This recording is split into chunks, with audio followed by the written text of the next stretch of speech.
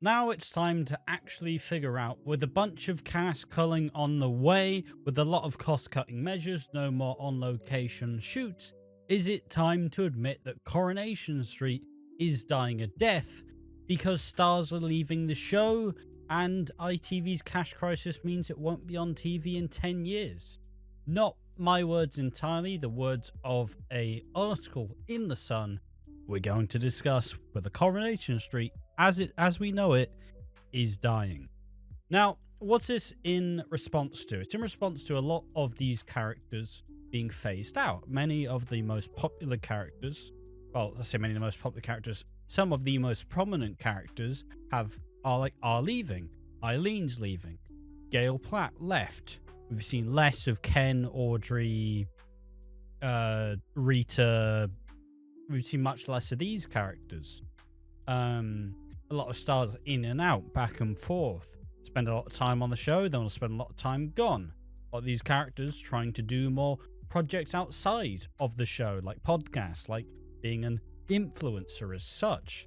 So what is making Coronation Street not as much of a hot ticket as it used to be? Well, this article by Carl Greenwood, the soaps editor at The Sun, may hopefully give us more insight. I suppose I'll give my insight. I don't think Coronation Street is dying necessarily. I think Coronation Street would be remiss to miss the 100-year anniversary. That's what it wants, right? That is what Coronation Street so desperately desires. It wants to get to the 100th anniversary, and at that point, you could probably shelve it.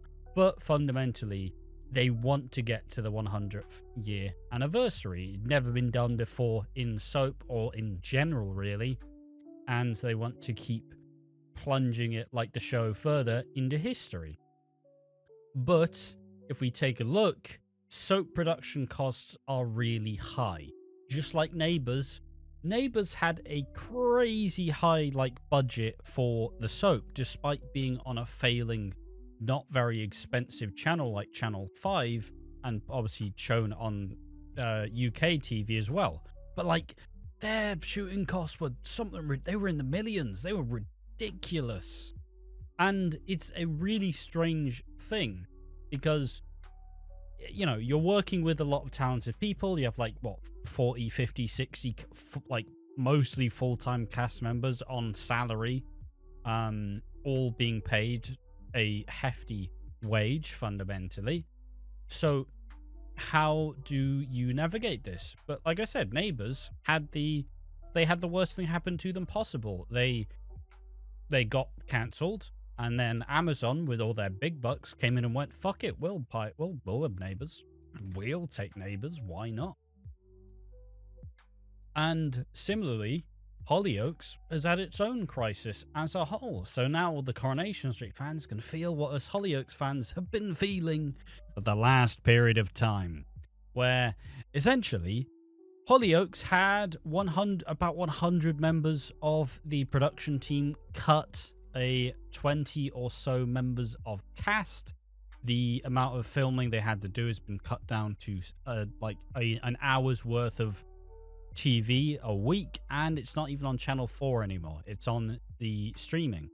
But Hollyoaks has taken it into its grace. It's kind of slightly changed up how things work, and I think it is genuinely correcting the course. I was kind of doomsaying Hollyoaks for a while in the middle, but I fundamentally believe it is in a much better place than it was when it was initially done, because they've started to phase out a lot of the dead weight as such. They've continued to go from strength to strength, and now it's just about seeing whether they can maintain this success, or whether Channel 4 is going to once again hit it with a slap in the face, as Channel 4 is also another TV network, another TV channel that is flogging a dead horse. It is dying. It is struggling to stay afoot, and this is greatly hurting Hollyoaks' success, because despite being one of its most notable prospects, one of its notable cash cows, they still keep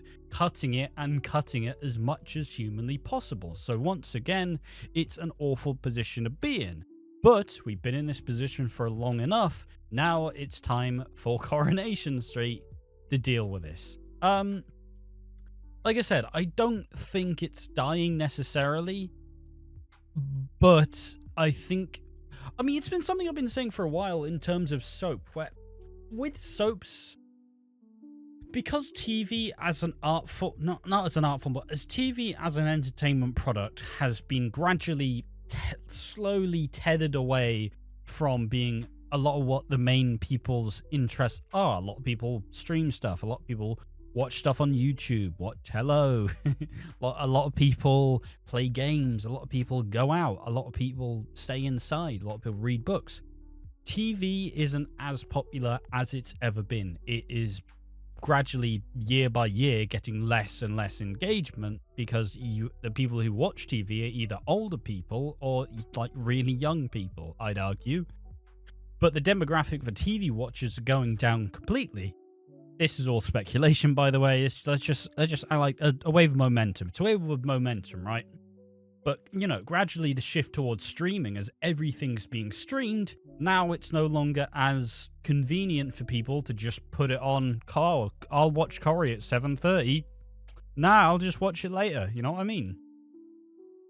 So I think that with the shows struggling to adapt, I think that's where a lot of the problem comes from. Like Hollyoaks, for example. Hollyoaks realised it was struggling, so Hollyoaks proceeded to go ahead and start uploading all their episodes online. Worldwide, Hollyoaks, you can watch all of the episodes. You can watch them all in an omnibus. You can watch all the episodes live. And look, in comparison to Hollyoaks' regular stuff, you're getting 10,000 views a video. You're getting 10,000 views an episode. First, that's easy watch time, so that's money off YouTube. It's your content. And second, look, you're getting so much more outreach. Active on the socials, active on TikTok, actually trying to engage with the, as everybody expects, younger audience of Hollyoaks. And I'd argue it's done wonders for the show. And it's both diversified its income in a sense. I doubt it's making much, and I definitely don't think it's profiting from the YouTube, but having this much social media engagement means you can sell more to sponsors and you can get more and you can, it's already been through the trouble, so it's no longer struggling to know what to do. EastEnders still has a pretty garbage social media and YouTube channel. It really doesn't do what I'd argue it should do, and it's got no sort of schedule. It's a struggle. It's a struggle, but they still do much the same, and it somewhat works still. It somewhat works, but comparing it, EastEnders has 407,000 subscribers. 407k subscribers. Hollyoaks has about 300k. Coronation Street is 533k, but Coronation Street has a much bigger platform, a much more beloved show, and they do generally get decent views on everything they try to do. So with that said, I think, because I don't know, Coronation Street to me is in I'd argue that EastEnders is the most highly protected soap in Britain. EastEnders is the largest and most maybe not largest, but is a very protected show, especially with the recent Chris Crenshaw iteration. It's a very protected. It is the soap. It is the peak soap right now. And you never hear signs of BBC cutting corners, or you do, because fundamentally BBC is a lot more secure than ITV or Channel 4, for example. So, and this pits Coronation Street, which I still generally believe is in quite a good place. But still, if ITV is struggling with money and they have two soaps on the payroll, two different markets of soaps, I feel like Emmerdale's hitting its numbers, but is Coronation Street doing the same? And with that being said, let's actually read this article. But just to fully say my final point of this, I I don't think Coronation Street is dying. I think Coronation Street is just just a year or two away from being really good again. And once it's really good again, the viewership will go up, the attention will go up, you can sell sponsors, you can sell ads, etc., etc. I'm not too worried about it, but a couple more bad years like the ones we've been having and the free fall that we've really been having since 2020? Maybe in 2018, I don't know, whatever time period you think is the downfall of modern Coronation Street. A few more bad years could really spell a bad sign, but this could be an issue anyways. So yeah, let's read this article. Okay, now time to read the article. Yes, it is on the Sun, I know, but let's read this. Cobble's crisis. Corrie is dying a death as stars leave the show in droves. ITV's cash crisis means it won't be on TV in 10 years. Tele-advertising markets are in free fall, ratings have plunged and production costs have skyrocketed, but there is hope for the nation's favourite soap. And this is written by Carl Greenwood, the soap's editor, just today. It's no exaggeration to say that Coronation Street is truly a national treasure and part of the fabric of this country. For 65 years, it has weathered wars, recessions, and even pandemics, and through every decade, it's been there entertaining millions of viewers. The Rovers return and those are just coming through the actors who have left. It was the only soap that remained on air through COVID when lockdowns have forced production to halt, but sadly it's now facing a crisis that could see the end of the Cobbles as we know and love it. And it's not one that's of its own making. I've covered soaps professionally for more than a decade, and I've seen them at their best and their worst, but now is the most challenging time of them all. The perfect storm of massively increased television and production costs. Let me just see what this is about. No, never mind, that's just an article. That's just a page. Has hit a TV advertising market in freefall, and it's very, very bad news for Coronation Street. As Corrie's Sally Ann Matthews, who plays Jenny Midgley, and Matthews said bluntly, Is it Bradley? Is it Connor? It's not Midgley, it's Bradley or Connor, regardless. ITV's got no money. Big stunts like the dramatic tram crash that destroyed half the Cobbles or the huge devastating sinkhole are increasingly a thing of the past. Filming on location is all but ruled out over cost concerns. Budget restraints mean that there are fewer appearances of beloved characters and an over-reliance on younger, new, cheaper stars. And it can't be ignored that Corrie's core audience is aging and, to be blunt, dying off. The days are over of people gathering around the telly of an evening to watch live are over. Despite that, Coronation Street still pulls a respectable 5 million each night, more than Emmerdale and almost twice as much as BBC rival EastEnders. It's still the most watched show on TV, week in, week out, but it's a far cry from the 20 million who used to watch. And with fewer viewers comes less advertising revenue and money to pump into the show. There was an all-around shock last year when ITV boss Kevin Ligo admitted that the phenomenal Mr. Bates vs. the Post Office, despite being critically lauded and a huge hit for the channel, made no money. In fact, it lost more than 1 million, with Ligo admitting, Mr. Bates made a loss of something like 1 million and we can't continually do this. Add that to the rise of streaming and Netflix, Paramount Plus, Disney Plus with their millions to pump into their own dramas, you'll begin to see what Corrie and other soaps are up against. But not just that, changes to the SAG system a few years ago now meant that TV productions aren't able to lock in cast without employing them on salaries. It effectively means that the cast are more free to take on other work, whether it's acting jobs, personal appearances, or lucrative social media influencing. A source revealed there are soap stars who are making very good money, a very good living from their jobs, but doubling their incomes from influencing. You can't blame them for quitting what can be a relentless, full-on job when a few Instagram posts can bring in more money. It's a real worry that left bosses fearing that more could follow suit. Already Corrie is losing a number of stars. Some through quitting and others through necessity, with Kate Potts having to take on tough decisions. Colson Smith and Sue Devaney have been told they're being written out, while Charlotte Jordan and Sue Cleaver just both opted to leave the show this coming year. When Channel 4 soap Hollyoaks suffered a similar crisis under Channel 4's own cash woes, it slashed episodes by 40%, made more than 100 staff redundant, and axed 20 cast members.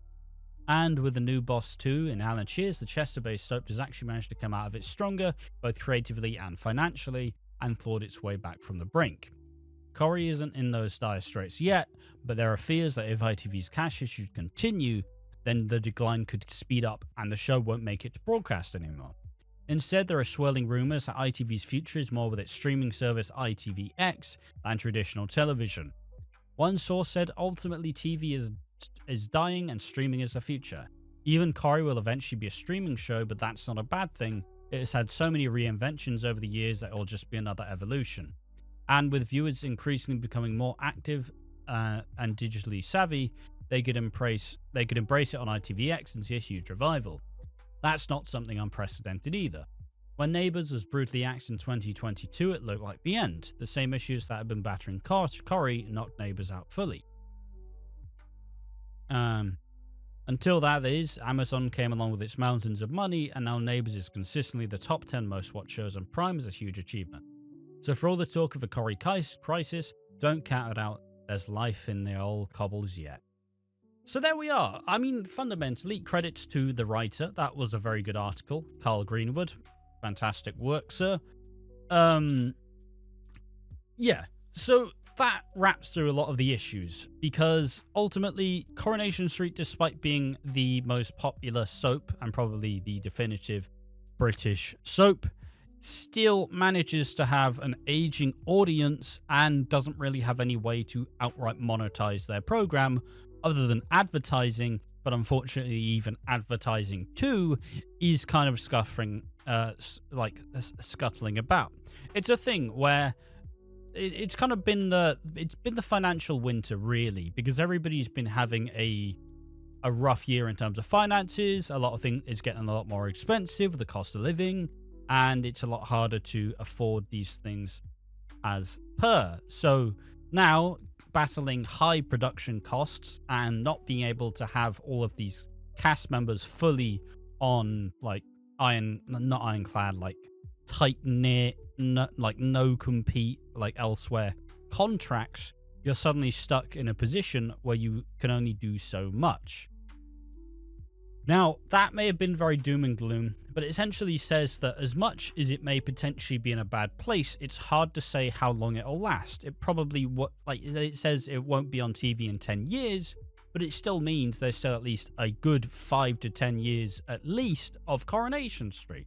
And I don't think any show can necessarily believe that it's going to be around in 10 years. There's always the dark spots, and in history you can look back at it and go, this is where it peaked. I mean, going into the new millennium, there was fears of Coronation Street failing popularity. They didn't know what to do. They brought in Bette Lynch once again, and that stumbled and failed. It goes through ebbs and flows. But fundamentally, if there's one thing that I don't think is going anywhere, it is the nation's favourite soap, Coronation Street. It's a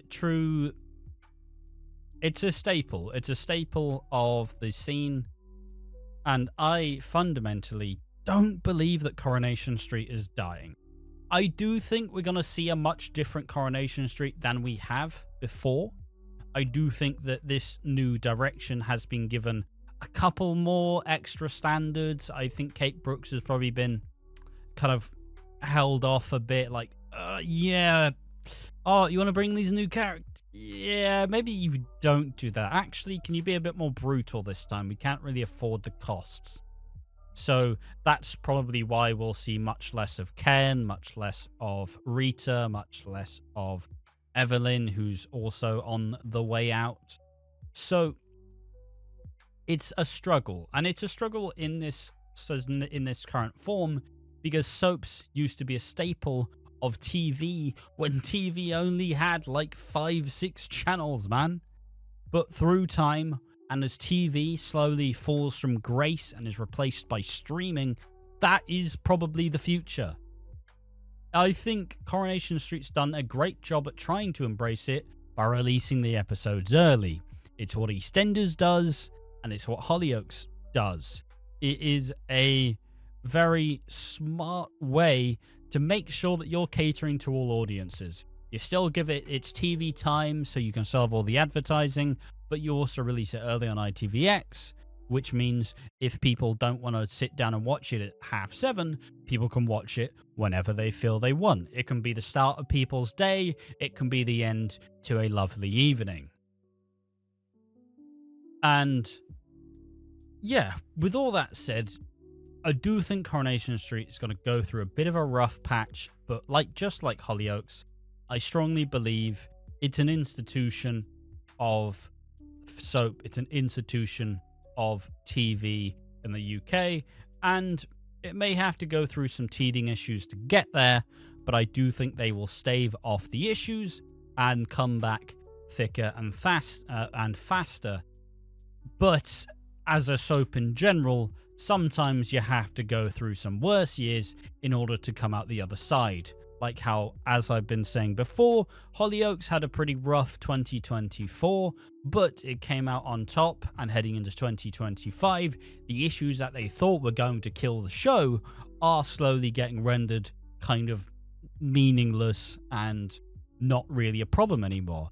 And like EastEnders, probably if you were talking about like 2019, 2020, was there more of a chance of it being cancelled then? Yes. But after a couple of good years of the show, now it's not really as questioned because, well, it's first backed by BBC, and second, they've had a good couple years. So there we are. Once again, want to thank the article. I know it's on The Sun, but by Carl Greenwood, a fantastic article. Hope you enjoyed it. Do you think Coronation Street is dying? Are you worried for the future? Tell us in the comment section down below. I've been Ash from Watching Walford. Thank you for watching this video. See you next time. Bye-bye.